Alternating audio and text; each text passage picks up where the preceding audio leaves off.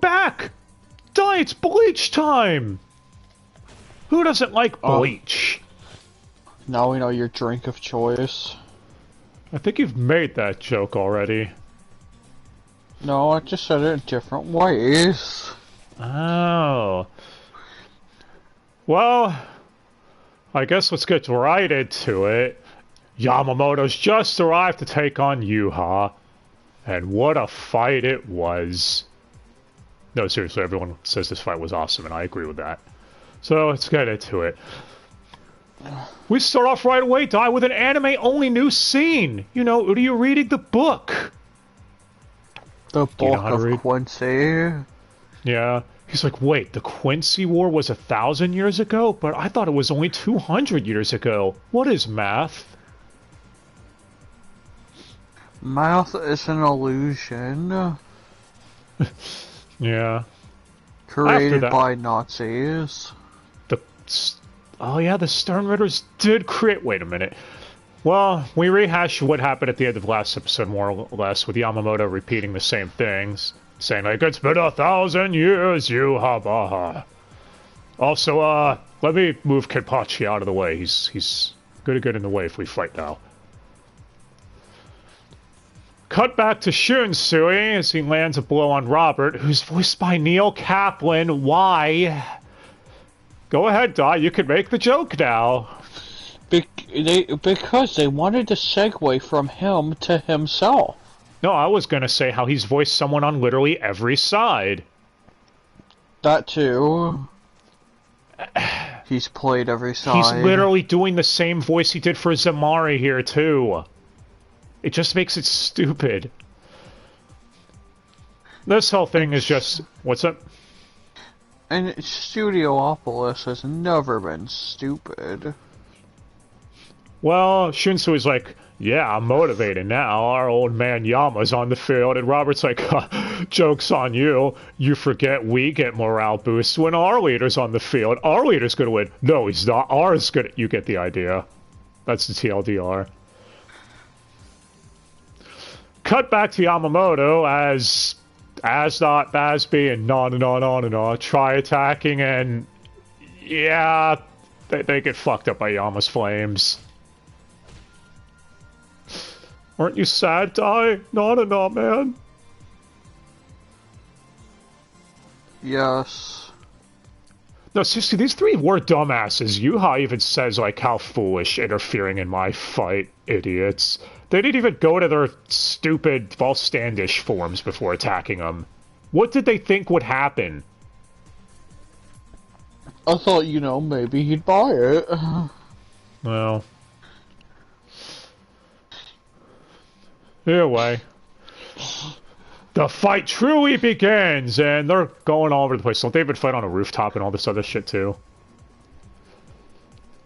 Also, this portion is heavily extended from the manga. Actually, this whole fight is heavily extended from the manga. So... manga. But yeah. There's even a portion of this fight where Yhwach throws boulders at Yamamoto, Chris Redfield style, and Yamamoto's like, fuck this shit, and goes right through them. But after, I guess you could call the pseudo warm-up over, Yhwach draws his sword. Unzip. I knew you were going to do that, and I was waiting for it. If you didn't, I would have been disappointed. And Yamamoto's excited at his his sword being drawn, saying he will crush his soul and his sword! But he doesn't ask the question everyone else is thinking, why do you have a sword if you're a Quincy?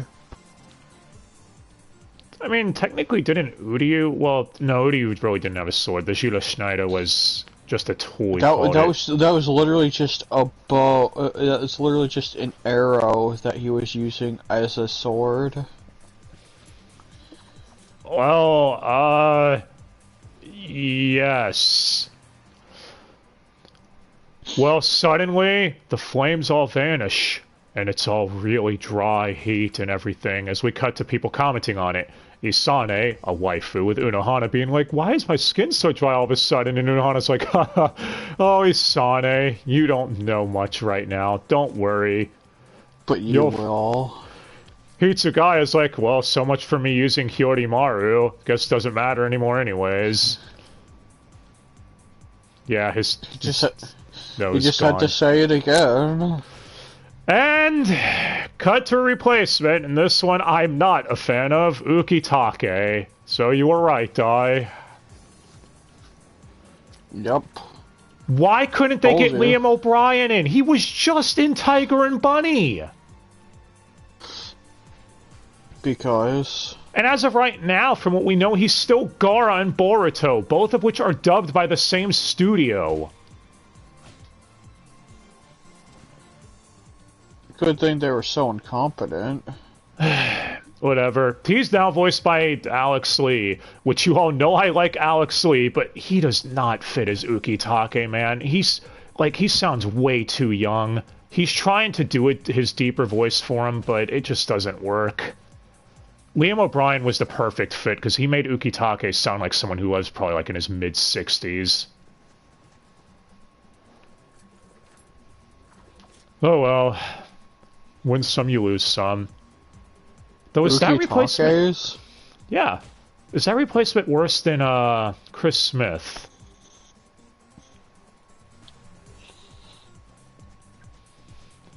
Well, moving on from that, it's revealed that the reason the air is like this, Yamamoto says it, Bankai.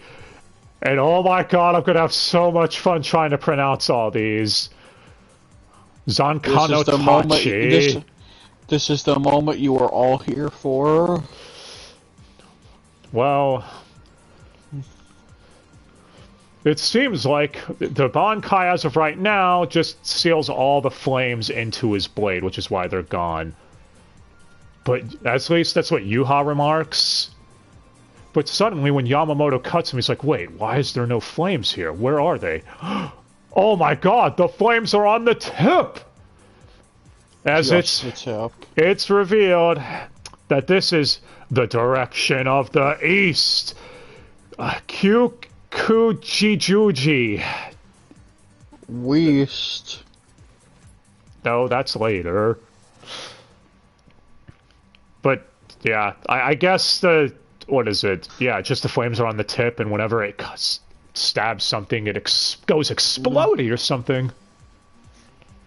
Yeah... Including that floor. Oh well, it's Soul Society. They're used to it. This place gets attacked all the time. I mean, Yamamoto delivers a fucking awesome line where he says, I am finally going to force you to realize that you and all of your subordinates are nothing more than a pile of corpses just waiting for my flames to light the funeral pyre. What, that line is fucking awesome. I mean, Soul Society's a better place to pick to live than the Leaf Village. We don't have a choice with Soul Society, since that's where you go when you die in this universe. Both get attacked just as much as the other. Here's the thing, though. Yamamoto goes straight into where there is an east, though, there is a west. I mean, west. And it's like, did you need to jump to west that quickly? Seems like you already do it okay. The west is called Sunjitsu Gokui.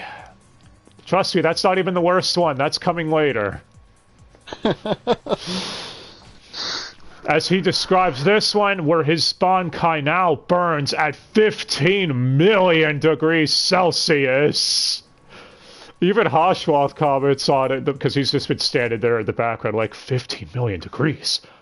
That's gotta burn like hell, man. Holy shit. Probably does. Yamamoto even says that he has to wrap it up. Almost as hot as Florida. Yeah, yeah, like, bitch, please. Like, Florida burns hotter than that every day. We're in the middle of December. Why is it so fucking hot? But Yamamoto remarks that he needs to wrap this up quickly or he could turn himself and Soul Society to ash as well. Back with Uryu, as he reads more from the book. So it turns out the Quincy Empire, known as the Lichtreich, set out to exterminate all Hollows, but they invaded Soul Society because Soul Society opposed their views and were wiped out because of it. Yeah. Soul Society invasion that went wrong. That's never happened before. At least this reason makes more sense than the dumbasses from the Memories of Nobody movie. Remember those guys die? They cast us out for trying to start a coup, so we're gonna try getting our revenge on them. If you're trying to make the villain sympathetic, that was dumb. But we started a coup. We did nothing wrong. Anyway, after the Soul Society wiped out the Quincy's 1,000 years ago, 200 years ago was when the Soul Reapers agreed to exterminate the survivor Quincy's, fearing that they would once again start an imbalance if left unchecked. Why the Soul Society waited 800 years to go after the survivors, I have no fucking idea. I mean, you'd think if they would, well, let's wait 800 years, see what they do. Well, they're not doing that much. Oh, fuck it, kill them anyways. Is that what happened? Anyway. Well, there's always incompetence around somewhere. Yeah. Uryu says this is why Soul Reapers and Quincy's can never coexist, as he remembers his times with Ichigo. Including earlier when Ichigo's like, yeah, I know you can't come help us in Hueco Mundo, because Quincy's can't help Hollows. I wonder what this means going forward for Uryu, though. We'll find out, I guess. Back to the important fighting, though, as Yhwach thinks to himself, without his blute, he'd be melting right now. That's a protective shield, as they explained a couple of episodes back. Yamamoto also comments, because he broke Yhwach's sword earlier, that all he has left is his bow. So if that's the case, what the hell's he gonna do now? That he's standing there waiting, man. Come on, attack me. What, are you afraid of the heat, you pussy? He's standing there, menacingly. Yeah. Speaking of which, I should mention that's the other thing that's more or less anime only. I'm sure you noticed during this fight they kept cutting back and forth between their fight in the past 1,000 years ago and the present. I mean, doing that cool shit. Scenes of, not really the fight of 1,000 years ago, but scenes of it. Yeah. Where they were in their younger days. That's a lot of that is anime only. Oh no, I think when they do that parallel shit, it's cool when it's done right.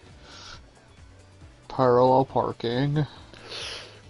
Well, Yhwach does what he calls the ultimate Quincy technique. I'm not even going to try to pronounce this one. The ultimate in offense and defense. The English translation for it, I'll go with that. Church Song Sanctuary Praise. What a name.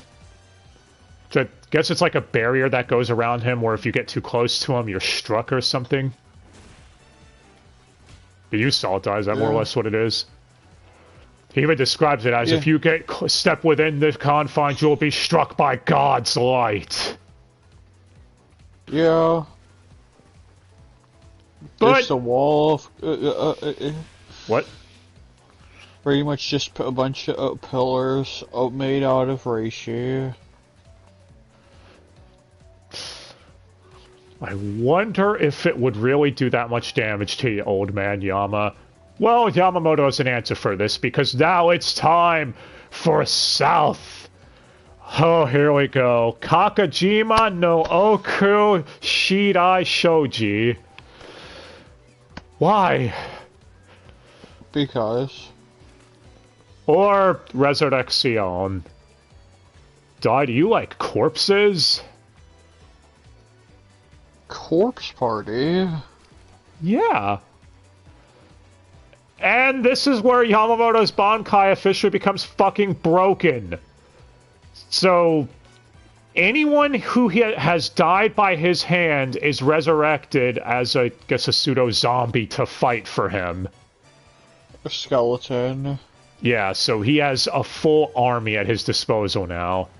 Bitch took my skull. I mean, Yhwach rightfully calls him a hypocrite for using such an ability, saying that it goes against everything the Soul Reapers believe and stand for, going on about balance, yet here they are reviving the dead souls to fight for them.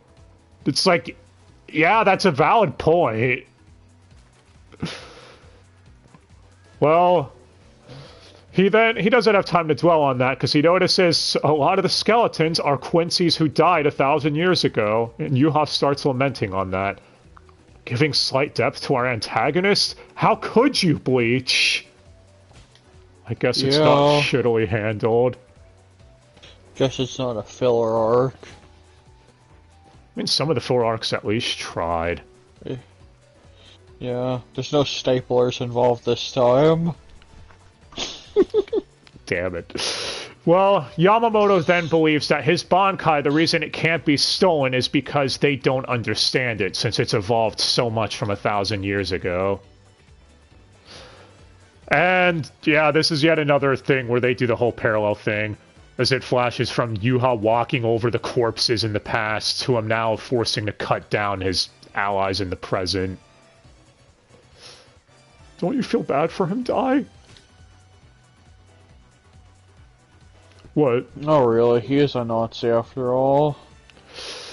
Yamamoto then comments how, you must hate me, but no amount of hate could compare to the hate we feel for the Soul Reapers you all killed. Fucking Nazis. So, yeah, you made it past the zombies. Well, here's the north portion of my Bankai. Tenchi Kaijin. That's actually probably the easiest one. And this is the most simple one, too. I mean, you said it's just a big slash, right? Yeah. You know what they say, no guts, no glory. Yeah, if you look this one up, it more or less just describes it as he puts all of his energy into one final strike. So it's the final stage of his Bankai. And he's missing part of his torso. Who would have thought? Yeah, guys, Yuha's dead. The rain begins to fall, which that's always an awesome backdrop after a massive duel, or even during a duel. Yeah. Is what you'd think if you didn't know a thing about decoy octopus. Yeah, Yhwach apologizes. He's like, I'm sorry, I couldn't do it. Yamamoto's like, who's he apologizing to? Me? Does he regret his actions? Wait, apologizing for not carrying out orders, but he's their king, right? As he de-transforms into Roid Lloyd, the Quincy that could copy himself. And we're about to get to the one thing this episode did cut from the manga, which is somewhat relevant, so I'll get to it in a second. Roid Lloyd is voiced by Robbie Damon, which means there are 2 Robbie Damon Quincy's here. Oh, damn it. So, I mean, he's about to die, so whatever. Well, Yhwach, the real one, arrives and reveals that Roid Lloyd is the letter Y for yourself. So, yeah. Sure. Yeah, so the thing they cut from the manga is revealed here, the flashback of Roid Lloyd's character. So they were twin Quincy's that were born, and they realized they could impersonate people. As Lloyd was the elder one who could mimic power and someone's appearance. That's the one Kenpachi fought and killed. Whereas the younger one, Roid, could mimic appearance and memories. So, yeah. I feel like I'd bring that up because it doesn't make sense. Wait a minute, did a Kenpachi kill this dude? How is he still alive here? It's because they were twins. Twins? Well, doesn't matter though. Yhwach reveals that he did well as a distraction, and he puts him out of his misery. Master of irrelevance. And, yeah, Yamamoto's like, but why did you come from Squad 1 Barracks? Why is that place fucked up now? I don't understand. Where were you? Why did you have him distract me? Oh, I was off to talk to Aizen. Wait, what? Oh, shit. Speaking of things heavily extended in the anime, Kun, we get this full conversation now. And Aizen's still Kyle Abert. I am so happy. I mean, that one should be the least surprising, with how much he likes voicing that role. He's probably right in there with JYP, fighting to get it. Yeah. As soon as it was announced. Yeah, so below the Squad 1 barracks is where Aizen's prison cell was, and he reveals he wants Aizen to work for him since their goals aligned. And Aizen's like, bitch, I serve no one. This is still a really hype moment, seeing the two most major antags we've had interact. Then Yhwach's like, well then, if that's the case, fuck it, I don't need you. I did consider your power a threat, but... And Aizen's like, yeah, then you realize you can't kill me, can you? Yhwach even admits it's true, he really can't because it would take too much effort since Aizen's still fused with the Hyogyoku, making him more or less borderline immortal. Fucking OP asshole. Aizen then says it's a good thing that Aizen isn't free, because if they were to pursue the same path, only one of them would survive, implying that they would have to fight eventually. It does make one wonder, though, who would win between Yhwach and Aizen? Do you think we'll ever see that die? Maybe cool. Someday. Well... Eventually. Back to present, Yhwach's like, well... Yamamoto, you're out of energy fighting my decoy, right? Yamamoto's like, bullshit! Bankai again! Oh, shit, you stole my Bankai. Well, oops. This is awkward. Then Yhwach's like, you fool. The only reason no one else could steal your Bankai is because of how powerful you were. I'm the only one who could control it. Oh, and also I'm striking you with it now, so, have fun with that.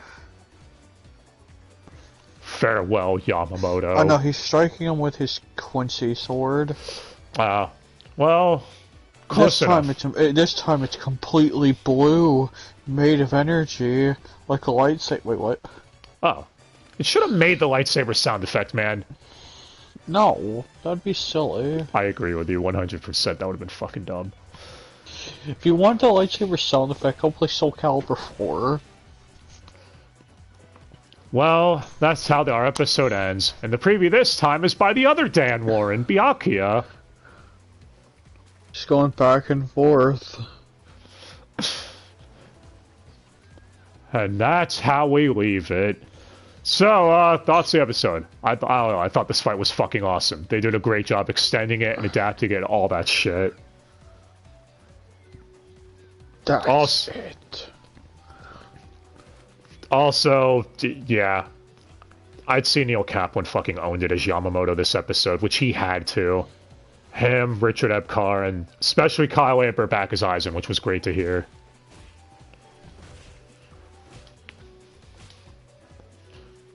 But coming up next time, though, Dai, we'll see the aftermath of the Yama fight, as he realizes that maybe if he were fighting Ichimaru, things would be different. I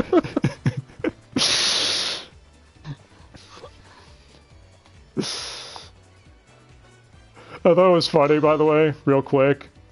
People were set, like, because at the time of this, fucking stupid Demon Slayer trailer dropped, and people were like, yeah, you better have come out swinging with Bleach back. Look at Bleach's animation. It's fucking owning it right now. Yeah. So...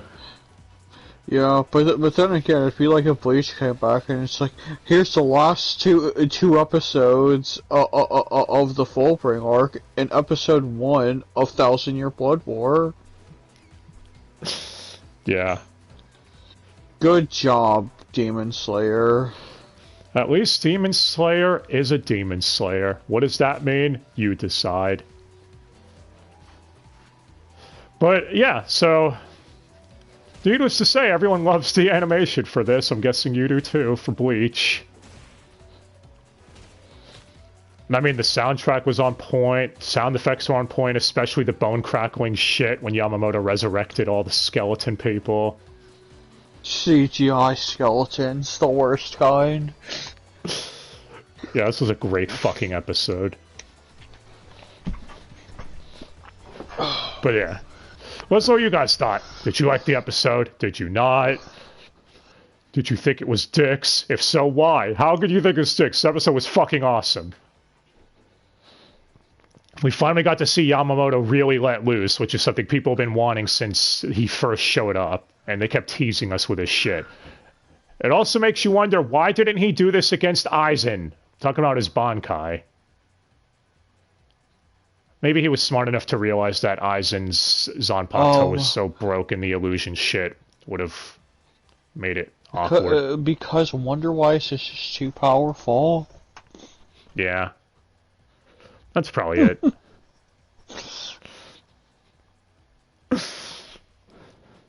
Alright, guys. Hope you have yourselves a great day. Till next time, we'll be back with more Bleach. So till then, I Yamamoto.